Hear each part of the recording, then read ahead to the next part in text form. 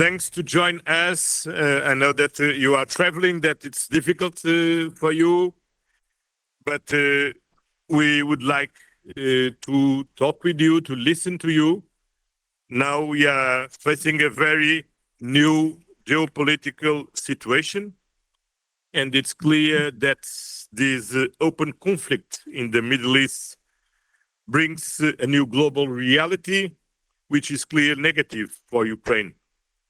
First of all, because it further undermines the international law, which is clear on Ukraine's side. Second, increased energy prices have provided windfall for Russia, and the United States' decisions to lift some of its sanctions on Russia oil exports are very concerned. Third, this conflict will potentially divert scarce military equipment away from Ukraine. And finally, this situation is distracting from the peace negotiations in Ukraine. But you can count with our support. We will continue with you. We are with you since the very first day of this terrible war. And we will appreciate to listen to you about the situation on the ground and what are the points in the peace negotiations and what you can expect for the coming times. The floor is yours, Volodymyr. Thank you so much, Antonio, Ursula, dear leaders, dear friends. Thank you for your attention to Ukraine and for your support. It is vital for us. And because this support exists, others in Europe can also feel that they will not be left alone in a critical moment. This is the core of European unity. European nations stand together, so no one is left alone, and so everyone knows there is someone to rely on. This is how Ukraine has always seen Europe. And Ukrainians are among the strongest believers in the European idea and its most dedicated defenders for years. Russia's war against us is also a war against the idea of Europe shown through Ukraine. Each of you knows this. And that is why we in Ukraine hope that Europe will find a way out of the very difficult situation we all face now, especially when it comes to the destabilization of European support for Ukraine. An important part of our defense against Russian aggression is what we have built over the years. All of us together, Ukrainians and all Europeans, our friends around the world. We have made sure that during this war, Russia doesn't feel stronger. The aggressor must weaken, and this is the key to ending the war. This means that the aggressor must weaken on the battlefield, and Russia's heavy losses on the front line, around 35,000 soldiers each month, ensure that. Russia must also lose economically, and this is what sanctions are for. And there is also the moral side. It is important that support for us stays strong, steady, and long-term for years, and that the aggressor feels its future is uncertain. The aggressor, not us. I thank each of you and Europe as a whole that this has worked and it must continue to work. We are doing everything we can to make diplomacy effective and the war. And you have all seen this. Working with a team of the President of the United States, I involve Europe as much as possible and keep you informed.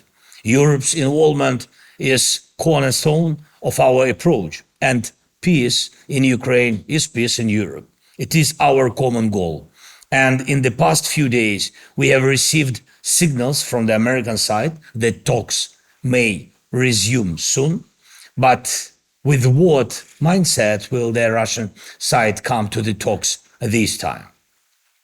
It depends on all of us together to make sure the Russians do not come to these talks feeling that their position has grown much stronger.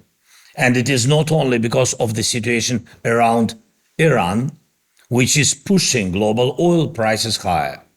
First, Russians see active use of air defense missiles in the Middle East and the Gulf region, and they may think Ukraine will face a shortage of such missiles. Second, the EU's 20th sanctions package against Russia is stalled. It could have continued the pressure on Russia to move toward real peace. Third, the United States has eased some sanctions on Russia, and this brings significant money into Putin's war budget. Next, for the third month now, the most important financial security guarantee for Ukraine from Europe is not working, the 90 billion euro support package for this year and the next. This is critical for us. It's a resource to protect lives. And fifth point, even today, we do not know for sure whether this support will be unblocked. Dear leaders, united Europe, we need to take and implement decisions. Strong and steady support matters. Pressure on Russia matters. And it is important to stay focused even while watching Iran. That war is ongoing on European soil.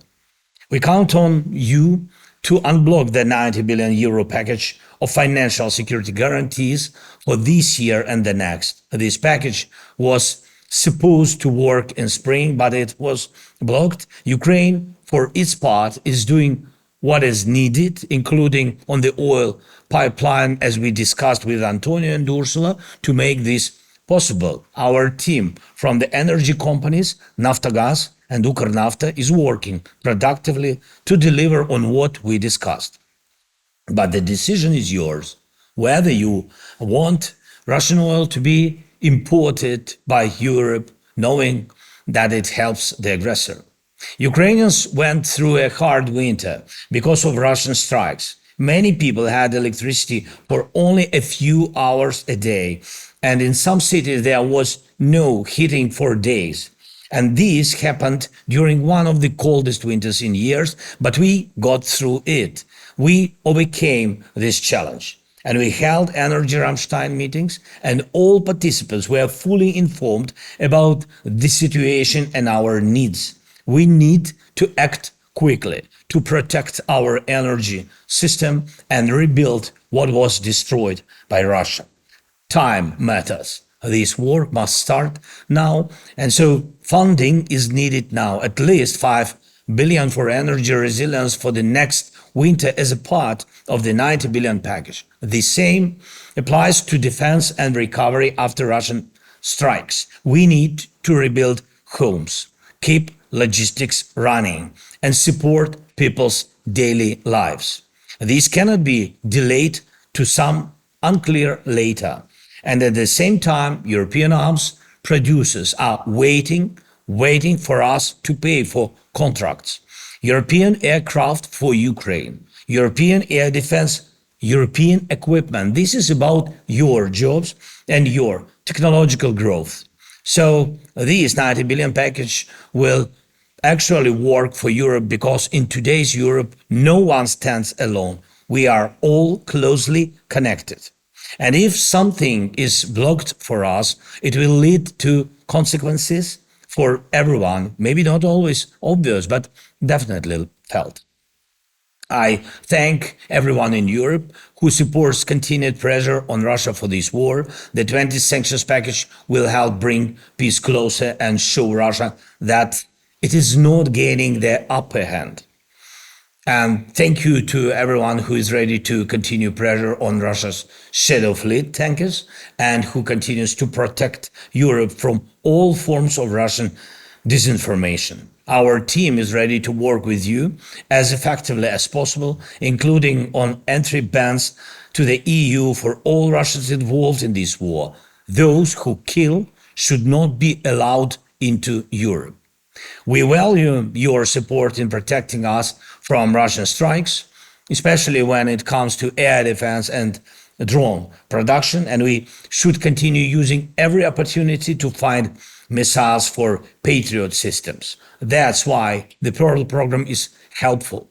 I thank everyone who contributes to it. And we know not everyone likes the idea of using part of the 90 billion to buy Patriot missiles through Pearl if there are no other options. But if there really are no other options, this is necessary to defend against Russian ballistic attacks. It's about saving lives. And one more point. Despite all the difficulties, Ukraine continues to work to make it possible to close all clusters this year. Ukraine is already technically ready, and we have received from you the necessary benchmarks for all clusters, and this is important. Thank you. In line with the key EU principles, reforms, and the rule of law, we will ensure that everything on our side is done to open the clusters and continuation of accession negotiations in 2026. And we are determined to do this, to do so. It's also a key factor in the overall mindset around ending the war, our mindset, the mindset of our partners, and of course, of the aggressor. Russia must clearly see and truly feel that Ukraine will be in Europe and that this cannot be stopped. That is why we are carrying out internal reforms and working externally to secure a clear date for EU membership. If there is a clear date, it will mean that Russia will not be able to block our accession in any way. You see how different things get blocked and how difficult it is for United Europe to implement even decisions that have already been made. This must not be the case with opening the clusters for Ukraine or with our accession. This is a matter of trust, security, and the future, of course. Please let us all continue to move forward together and do everything so that our positions are held as strong and the positions of those who want to break us and break Europe are felt as weak. Thank you so much.